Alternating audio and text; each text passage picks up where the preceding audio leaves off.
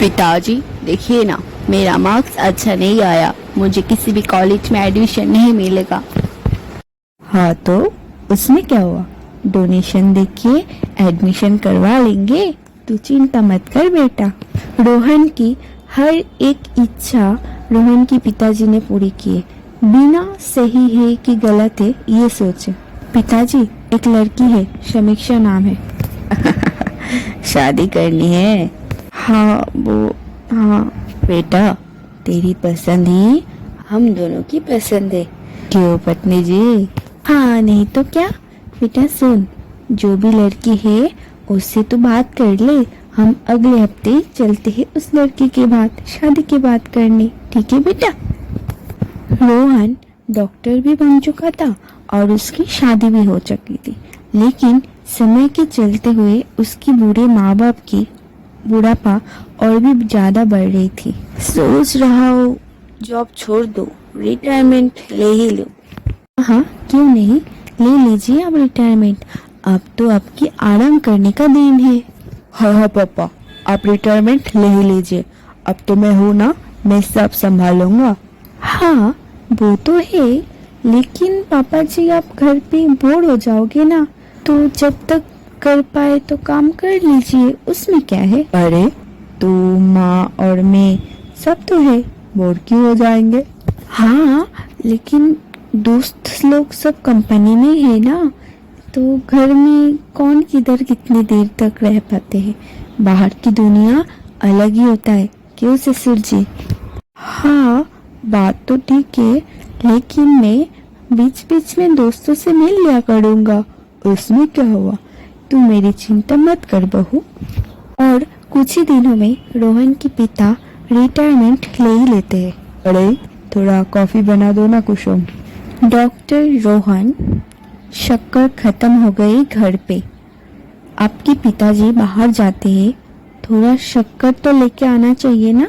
अरे क्यों गुस्सा हो रही हो, मैं लेके आऊंगा ना। हाँ खर्चे करते रहो सब। अरे शक्कर में कितना खर्चा आता है, जेवर थोड़ी लेने जा रही हो तुम्हारे लिए। हाँ जेवर तो मुझे दे नहीं पाओगे, सब तो अपने माता पिता के लिए करते रहते हो। क्या? अरे तुम्हें हुआ क्या है, क्या बोल रही हो, तुम्हें कुछ मालूम है क्या? तुम्हारे पिताजी थोड़े दिन और काम कर लेते तो क्या होता था, अब तो सब खर्चा करने वाले हैं और एक ही कमाने वाले हैं।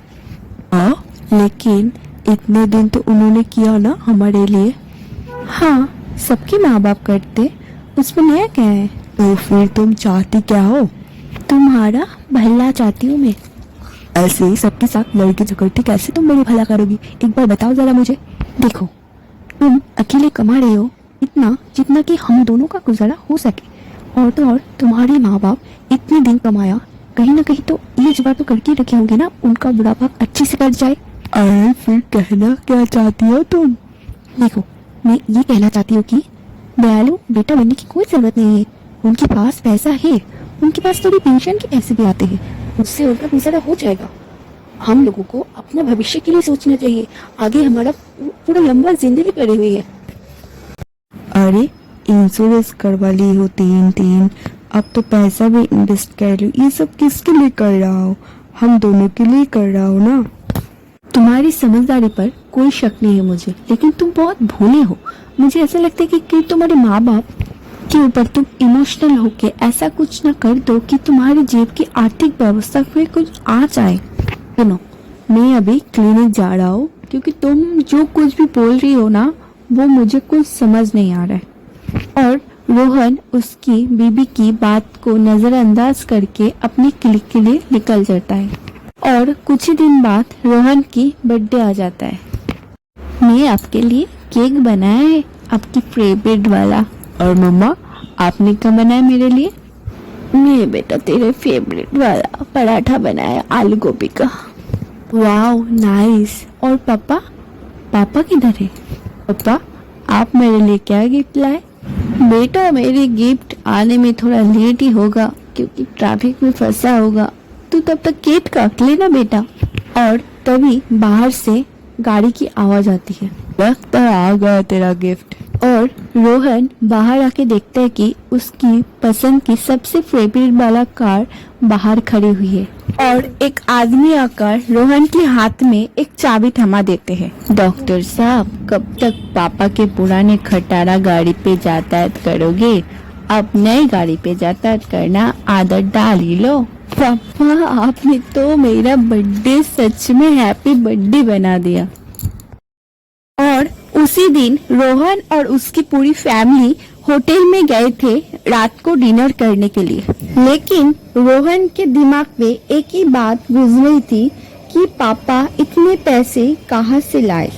फिर रोहन पापा से पूछ ही लिया, पापा, आपने इतने पैसे कहाँ से लाए?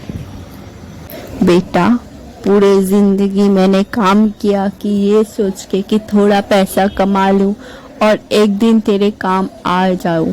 अपने मेहनत से कमाए ये पैसे कोई काला बाजार से नहीं लाए बेटा। तुझे शक है क्या? ये बात सुन के रोहन और उसकी माता पिता खूब हंसते हैं, लेकिन रोहन की पत्नी कुछ नहीं बोलती और हंसती भी नहीं थी। वो मन ही मन कुछ सोच ही रही थी। सब लोग घर चले आते और मीनाक्षी वैसे ही सोच में डूबी हुई रहती है कि तभी रोहन आ जाती है। मीनाक्षी, कुछ सोच रही हो क्या? नहीं जी, कुछ नहीं, लेकिन मैं ये सोच रही थी कि हमारे आने वाले बच्चे का स्कूल फीस कितना होगा और उसे या हॉस्टल में डालना पड़े तो उसका फीस बहुत दिक्कतें हो जाएगी ना। अरे, तुम ये सब अभी क्यों सोच रही हो? इस सब के लिए अभी भी टाइम है ना। मैं तो ये सब तुम्हारे पापा से सीखी हूँ कि अपने बच्चे के लिए क्या क्या करना पड़ता है। और तो और तुमको भी सोचना चाहिए अपने बच्चे के लिए तुम क्या क्या कर सकते हो। अरे करूंगा ना यार, टाइम आएगा तो जान लगा दूंगा। हाँ हाँ, जान लगाने से नहीं होगा, पैसा लगाना पड़ता है, पैसा। और तो और सोच लो, अभी भी बहुत टाइम है। पापा ने तुम्हें गाड़ी दिया है, अब तो उनके लिए भी तुम्हें कुछ करना पड़ेगा और उनके लिए करने के लिए पैसा भी लगेगा तुम्हें। पैसा लगेगा तो क्या करना चाहिए मुझे?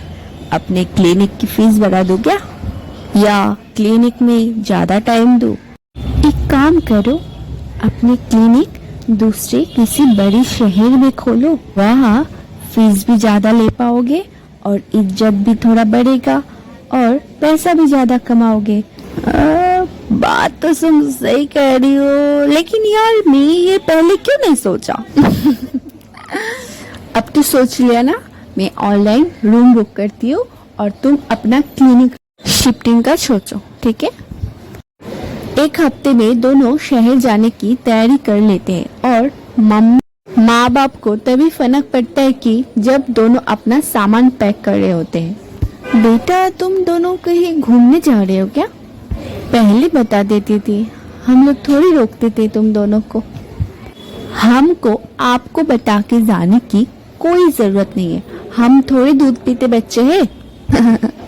बात तो तू सही बोल रही है बहू, लेकिन हम जैसे जैसे बूढ़े हो रहे हैं ना रोहन, हम दोनों के लिए और भी छोटा बच्चा बनते जा रहा है।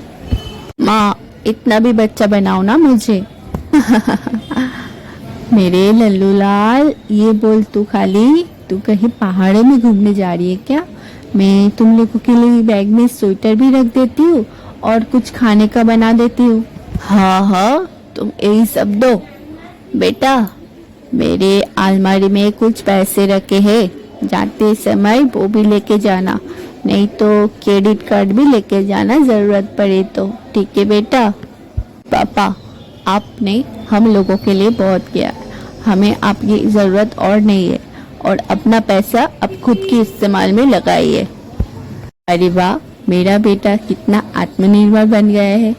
और तो और ये भी बता, कहाँ जा रहा है, दिल्ली या मुंबई? अरे मुंबई जा रहा है तो मेरे लिए थोड़ा मापदट लेके आना, यहाँ ठंड में पहन के केजरीवाल करके घूमूंगा मैं।